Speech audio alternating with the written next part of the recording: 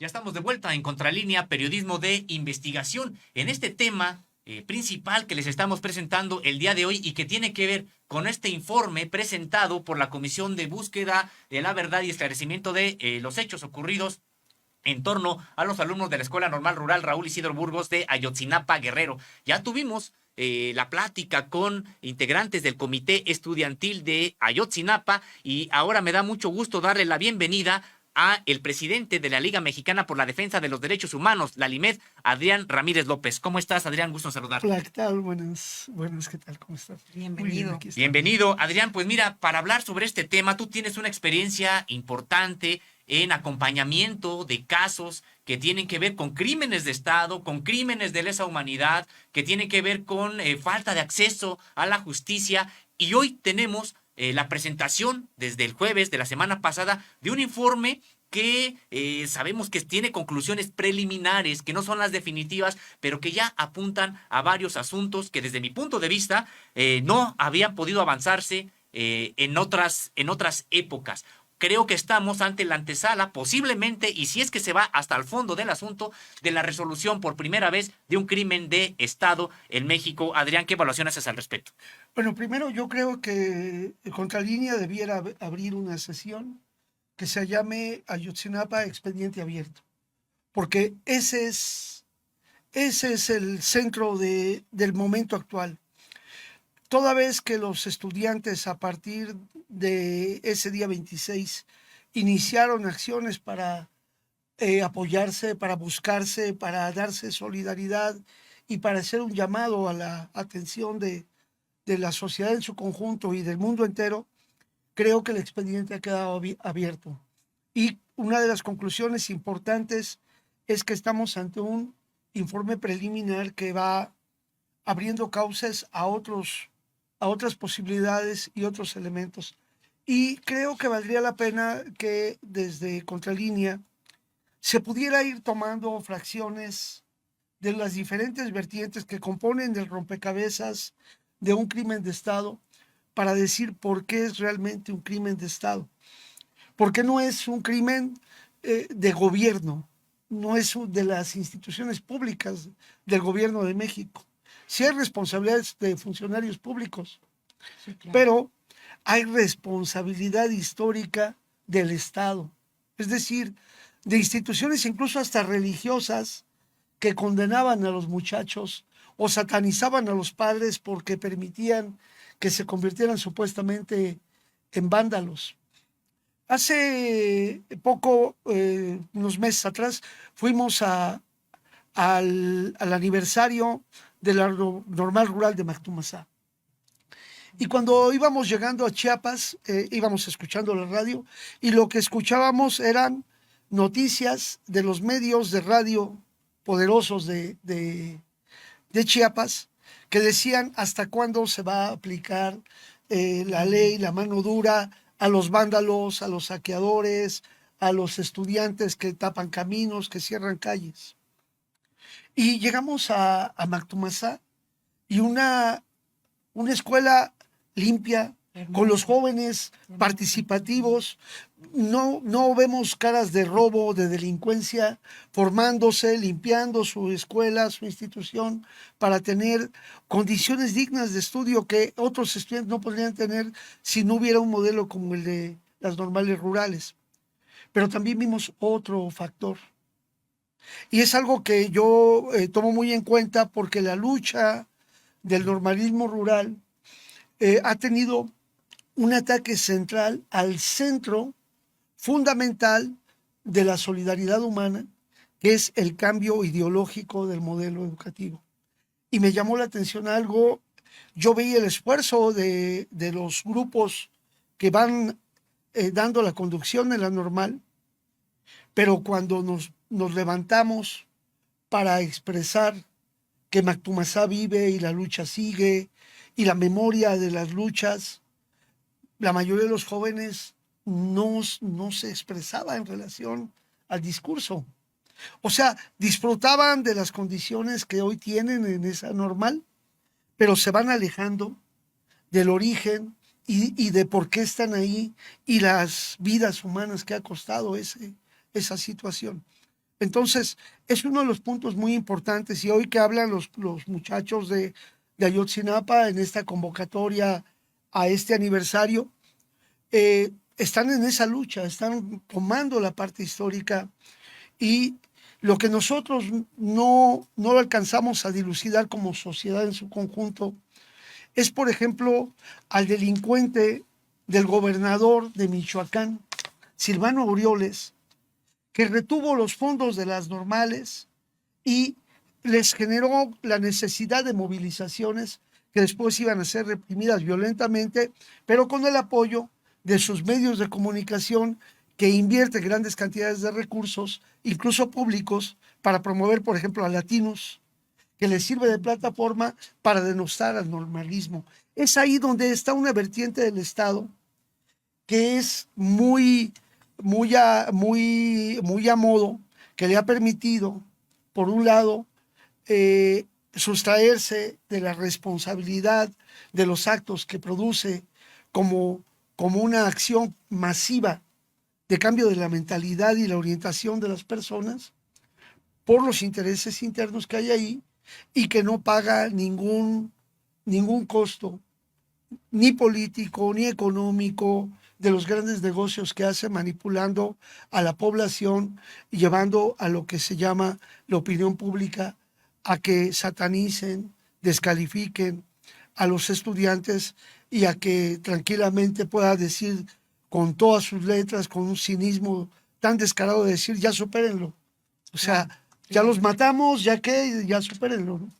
Sí, hemos visto que hay distintas autoridades que se han manifestado en contra, también medios de comunicación, pero creo que ha sido importante ver justo el reconocimiento de las autoridades que están actualmente en la investigación del caso Ayotzinapa y también, pues obviamente encabezadas por el presidente Andrés Manuel López Obrador, que se haga este reconocimiento de que hubo autoridades en secretarías estratégicas del gobierno, como es la Secretaría de la Defensa, que participaron en este crimen atroz en contra de 43 estudiantes normalistas. Hoy el subsecretario Alejandro Encinas hablaba de por lo menos 4 elementos de violaciones graves a los derechos humanos. Entre ellos, pues hablaba de la participación e involucramiento de agentes estatales o grupos de personas que actúan con el apoyo o consentimiento del Estado y la negativa, ocultamiento y manipulación de información e investigaciones por parte de las autoridades gubernamentales. Es decir, ya hay esta apertura por parte de ciertos niveles también de autoridades que reconocen que hubo gente, o sea, ya no hay más encubrimiento de estos actores que pues desaparecieron a estos 43 estudiantes. Sí, Erika, creo que ese es un punto muy importante. Solo que creo que tenemos que intentar que nuestro análisis a nivel sociológico y político no se sustente en una tesis ideológica a modo que nos trataron de imponer desde el neoliberalismo. Es decir, un concepto de infiltración, un concepto de grupos que se ponen en contubernio y actúan de conjunto. Tenemos que insistir en la necesidad de la tesis del viraje del Estado mexicano en casi 4 décadas de neoliberalismo hacia un narcoestado policíaco militar. Es decir, no hay un límite y todos trabajan de conjunto, cada uno haciendo el papel que le corresponde como un grupo de delincuencia organizada. Y es tan delincuente Peña Nieto que él, siendo quien encabeza el Consejo de Seguridad Pública instaurado en su propio gobierno, niega el 29 de septiembre en Querétaro el que se investigue el caso porque le compete al Estado de Guerrero y al gobierno municipal. No entrega la información y asume y asimila todo. ¿Por qué? Porque él es parte de ese grupo de poder que hizo compromisos para llevarlo y que lo llevó a un enriquecimiento a costa de estas cuestiones del pueblo. Pero hay que ir un poquito más atrás y hay que recordar que Vicente Fox Quesada le dio un duro golpe al derecho a la información que tiene la población a través de utilizar el espacio radioeléctrico de televisión, porque antes de Fox había en cadenas nacionales la posibilidad de que el gobierno federal y sus instituciones podrían utilizar esos espacios para darle información que es de orden nacional. Claro, hoy, gracias a las mañaneras, las redes sociales, los youtubers, eso ha permitido que ese impacto que produjo Fox se perdiera. Pero ¿qué fue lo que pasó? Garantizando Fox que les quitaba la obligación a los medios de comunicación de que estos dieron el espacio de manera gratuita como parte de la concesión para utilizar el espacio que pertenece al Estado mexicano y al pueblo de México. En lugar de eso, entonces empezó a pagarles. Y, ok, yo voy a pasar mi propaganda, pero te pago. Y entonces eso distorsionó y permitió que esta distorsión nos llevara hoy a tener un gran porcentaje de población que todavía cree en esas mentiras que hablan estos políticos y estos opinólogos llamados los intelectuales orgánicos, que tanto daño siguen haciendo a la población, porque aún todavía va a ser difícil desmontar todo ese aparato que ahí está, y es un punto importante. El otro punto, insisto, es que actúan de conjunto y es importante. Y aquí el asunto es que el procurador de justicia, Jesús Murillo Caram, es parte del grupo que con Cerón de Lucio supieron qué hicieron con los normalistas, y cuando les vino el interés, dijeron traigan las bolsas. Es decir, ellos saben dónde están, claro, saben lo que le hicieron. No es de que de repente algo de la nada surgiera. Hoy afortunadamente hay todos esos elementos y afortunadamente va empezando este proceso de investigación, de ampliación de las informaciones y de la participación hoy como coadyuvante del grupo de expertos independientes, y que Alejandro Encinas ha salido a ir una por una desmontando las mentiras mediáticas que golpean a la opacidad que los grandes medios masivos hacen en torno al caso Ayotzinapa, el mismo que con bombo y platillo cerraron y festejaron al gobierno y premiaron a sus policías y al propio Murillo Caram, que salen ahí a casi a pedir una cuestión verdaderamente insultante de que sean los padres los que les pidan perdón a Murillo Caram. Claro. No, pues realmente indignante. Adrián, te has referido a la vigencia durante este periodo neoliberal de un narcoestado policíaco, militar, que por supuesto que ahora queda comprobado al ver este concierto de autoridades de primer nivel, primero para perpetrar este crimen de los 43 y luego para ocultar lo que vino después. De hecho, para ocultarlo podríamos decir que viene una participación todavía mayor, toda la maquinaria del Estado. ¿Y por qué? Porque no podemos nosotros pensar que Murillo Caram, él fue el que le ordenó a la Secretaría de la Defensa Nacional que le ayudara a ocultar los cuerpos, o el que le ordenó Murillo Caram a la Secretaría de Marina para que fuera a dejar unos bultos en el basurero de Cocula, o el que le ordenó a los jueces que desplegaran este manto de impunidad sobre los perpetradores que más o menos empezaba a ver en ese entonces. Es decir, hay un concierto de muchas autoridades para perpetrar el crimen y luego para ocultar lo que es otro crimen. Sí. Entonces, ¿cómo desmontar este estado, este narcoestado al que ya te has referido? Me refiero criminal, policíaco, militar. ¿Cómo desmontarlo? Y te lo pregunto porque pues pareciera que no se va a poder desmontar si las cosas se quedan nada más con Murillo Caram. Por supuesto que no. Hay un punto que es crucial y quisiera, para poder contestar, dar un pequeño ejemplo. Tenemos el caso de Antonio Barragán Carrasco y Gilberto Aguirre Baena, dos presos políticos de la Organización Campesina de la Sierra del Sur, que tienen 20 y 21 años presos. En esa detención de ellos y fabricación de delitos mediante tortura de ellos y todos los coacusados. Incluso Antonio tiene un expediente sin sentencia a 21 años. En todo eso, un vengador justiciero, que era el señor Eduardo Gallo, amigo personal de Genaro García Luna, para una diligencia que no era oficial, Genaro García Luna ordena y les presta un avión con tripulación para que vayan, y el gobierno de Veracruz les facilita helicópteros y 16 vehículos que van a hacer una diligencia fallida en Veracruz, supuestamente para dar con el paradero de los asesinos de Paula Gallo, que lamentablemente fue ejecutada trágicamente por un grupo delincuencial que la tenían secuestrada. Pero, ¿qué quiero decir con eso? A 20 años de distancia, estamos buscando cualquier recurso que les restituya derechos y les permita la libertad, porque son violaciones continuadas a sus derechos. Y en las reuniones que hemos tenido con el gobierno del estado de Morelos, nos decían ellos, no quiero citar nombres porque queremos avanzar en el diálogo, pero nos decían, bueno, sí, el señor Eduardo Gallo podría tener mucho poder, pero el caso pasó por el Ministerio Público, pasó por los jueces, pasó por la comisión, pasó por magistrados, y no tiene tanto poder como para ejercer eso. Y cuando hablamos de un concierto de delincuentes, de un narcoestado policíaco militar, no es como una serie de Netflix que se sientan todos en una silla y dicen, ¿qué vamos a hacer? No, pues vamos a acabar con... No es necesario.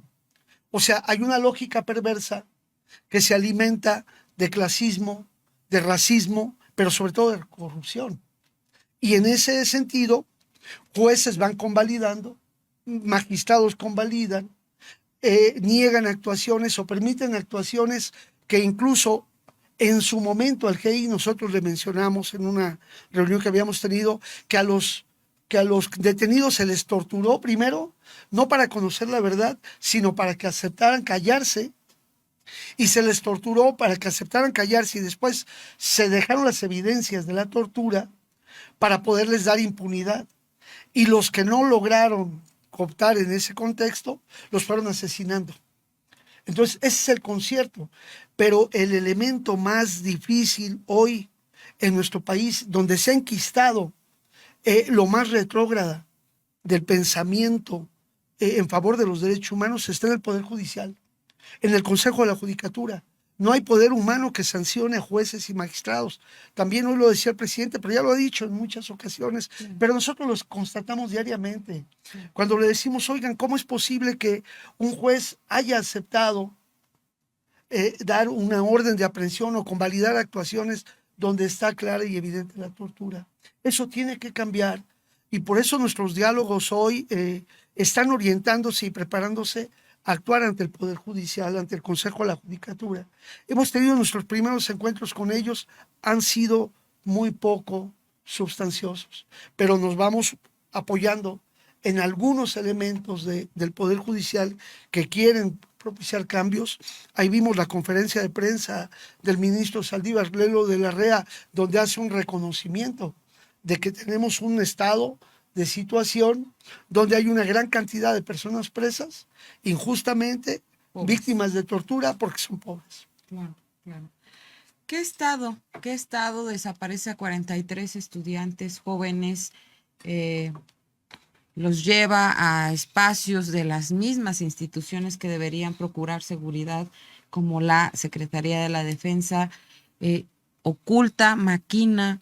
O sea, ¿cuál era el mensaje? Incluso uno de los estudiantes, hay que recordarlo, fue desollado. Sí, pues es el Estado nazista, el nazi-fascismo, y que hoy lamentablemente se toca con los modelos de Israel, los modelos que exporta Israel en sus mecanismos, y no por nada están hoy allá refugiados y disfrutando de los grandes negocios que han hecho, viviendo muy bien, y que el proceso de extradición está muy limitado porque pensamos que el canciller debe hacer un esfuerzo adicional.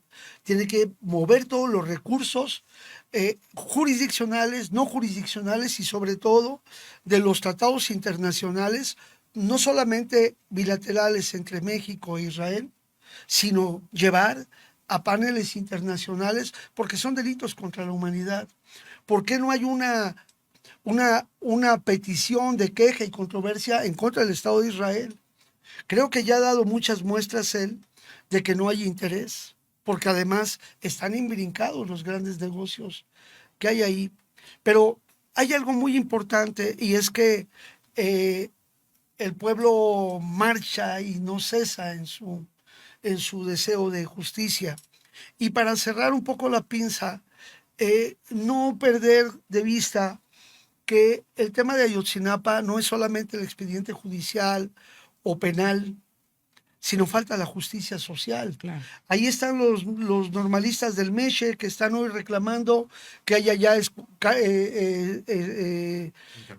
internado, pero además clases presenciales, que hayan los beneficios, que hayan los presupuestos, que haya lo que merecen los estudiantes. Entonces, ese compromiso que se tiene con el normalismo rural para fortalecer la educación de buena calidad en los lugares más apartados del país no debe perderse de vista y hay que tomarlo en cuenta porque fue el elemento que movilizó a los estudiantes de Ayotzinapa. Adrián, pues agradecemos mucho tu análisis, siempre muy importante, muy interesante. Ya habrá la oportunidad de seguir platicando sobre estos temas, sobre estos asuntos. Creo que, como bien comentas, no lo vamos a dejar perder, por supuesto, que es parte integrante de esta agenda de Contralínea Periodismo de Investigación. Muchas gracias, Adrián. Muchas gracias a ustedes.